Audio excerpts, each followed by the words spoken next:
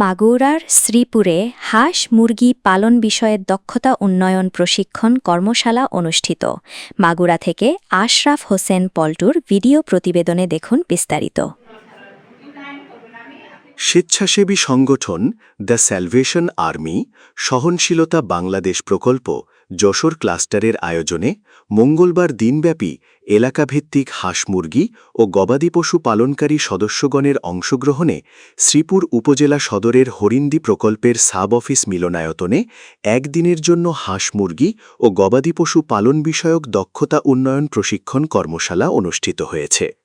প্রশিক্ষণ কর্মশালায় হাঁস মুরগি পালনে করণীয়, চিকিৎসা, রোগ প্রতিরোধ ও প্রতিকার, লাভজনক পেশা হিসেবে হাঁস মুরগি পালনকে বাণিজ্যিকভাবে গড়ে তুলতে কর্মপরিকল্পনা ছাড়াও হাঁস মুরগির পালনের উপর বিভিন্ন বিষয়ে ধারণা ও শিক্ষা দেওয়া হয়।